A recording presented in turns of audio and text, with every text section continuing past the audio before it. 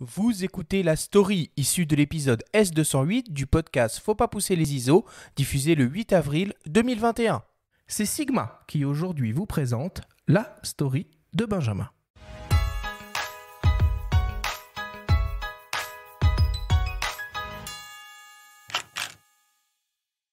Et pourquoi pas nous ?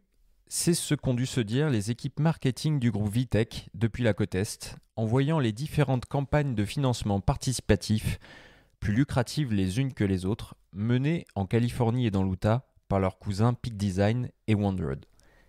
Le moindre lancement de sac ou trépied photo affole les compteurs. Un gisement de dollars amorcé à coups de teaser rythmé par des notes folk et juste ce qu'il faut de positive attitude. Moyennant contrepartie, l'internaute se retrouve au cœur des coulisses et suit l'avancée du projet, comme s'il faisait partie de la team. Sans storytelling, la puissance marketing n'est rien. De quoi susciter le courroux de grands Manitou, tels que Love Pro, Manfrotto ou Jitzo, et par ricochet Vitech, propriétaire du trio, dont les méthodes de communication traditionnelles s'en trouvent un brin ringardisées par les mises en scène des chefs de start-up en t-shirt et casquette fraîchement sortis du campus. Alors, Vitech a dégainé son artillerie la plus légère, en carbone, découpé du cuir éco-friendly, brodé sur des matériaux recyclés, puis labellisé l'ensemble d'une marque mythique. Le kit Jitzo Légende est sur les rails. Le Made in Italy est incarné par l'accent des intervenants sur les vidéos de présentation, ne laissant aucun doute quant à leur lien avec la plus célèbre botte de la planète. En toile de fond, l'environnement.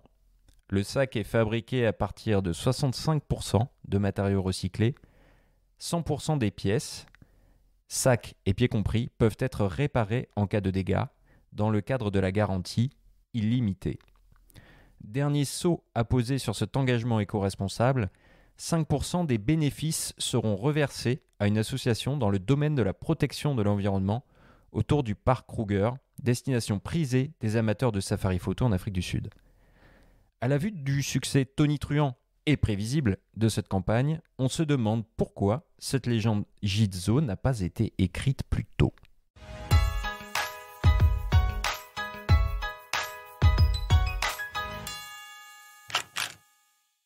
Alors il sort quand ce kit légendaire ? Oui, alors ce kit il devrait être disponible courant juin pour tous les gens qui ont contribué à la campagne, qui est un succès évidemment quand on a une marque comme ça. Combien ils ont ramassé ? Pour l'instant, il reste, donc au moment où l'émission est diffusée, il doit rester 3-4 jours de campagne encore. Et ils ont amassé plus de 580 000 euros, alors qu'ils avaient besoin de 17 000 et quelques pour que le projet sorte. Le projet serait sorti quoi qu'il arrive, précisait la marque. Néanmoins, c'est un raz-de-marée qui était prévisible de toute façon. C'est vrai que participer à la campagne, c'était intéressant parce que le prix descendait considérablement par rapport à celui qu'il va être dans le commerce, puisqu'il faudra compter 875 euros pour acquérir ce kit.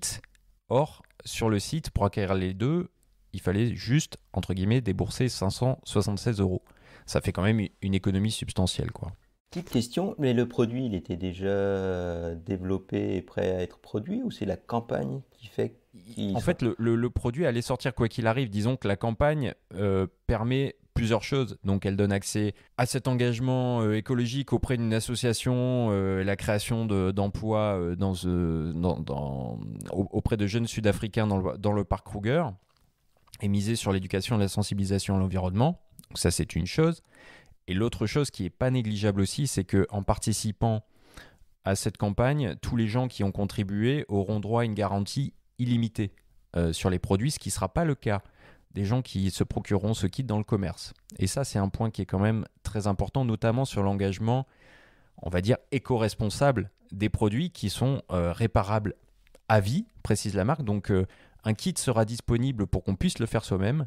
Sinon, on pourra, avec cette garantie à vie, renvoyer le matériel pour les pièces qui sont plus compliquées à réparer, dans la limite de ce qui est garanti, évidemment. Toutes les conditions seront précisées à l'issue de la campagne un petit peu plus.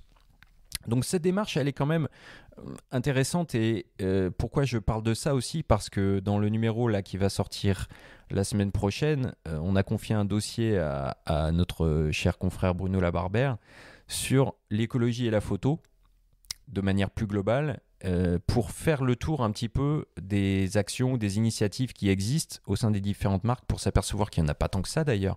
Mais récemment, on a pu voir que Nikon propose un certificat d'1 an sur des produits d'occasion qu'ils ont eu au sein de leur SAV. Donc ça, c'est très très bien. On a constaté que Eizo, par exemple, a réduit de 50% ses émissions de CO2 en 3 ans.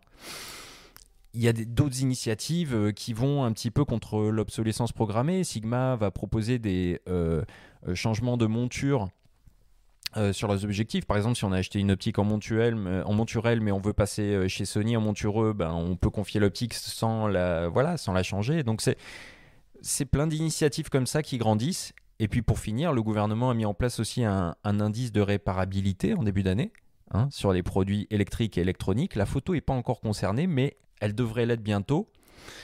Et en attendant, il est intéressant un petit peu de voir de quelle manière les différents acteurs vont se positionner autour de tout ça, quoi.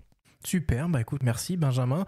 On attend d'avoir ce trépied et ce sac entre les mains pour avoir un peu plus de précision quant à leur pertinence en tant que sac et trépied pour le coup. Le storytelling c'est bien, mais ça reste quand même des accessoires qu'on veut utiliser en tant que photographe sur le terrain. Surtout que c'est un peu la quête ultime, je sais pas vous les gars, mais le trépied, le sac, c'est un truc, il n'y en a jamais un qui suffit, quoi. Personnellement, je l'ai jamais trouvé. J'en ai plusieurs en fonction des besoins. Voilà. Ouais, c'est ça. Mais ça prend de la place.